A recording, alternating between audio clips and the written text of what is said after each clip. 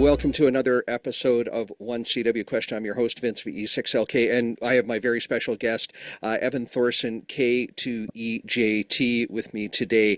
Now, if you don't know Evan, you should get to know Evan because he's super passionate about CW. He's been licensed at the time we're recording this for less than 18 months.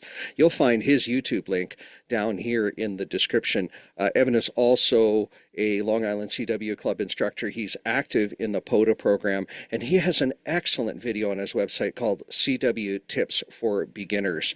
So, Evan, tell me, what's your single best tip for a new CW operator? So my single best tip for a new CW operator is get on the air. Do not have, everybody has key fright, but get over it, get on the air. You can do all the learning you want, but until you actually get on the air and practice with other actual human beings, you never really progress, right? It's insane how quickly you progress when you go from just listening to computer generated code and trying to head copy things that, are sent by a computer with perfect code and listening to real human fists and, listening to timing being sent by human operators. It's very different than computer generated code. So the sooner you get on the air, the more proficient you'll become.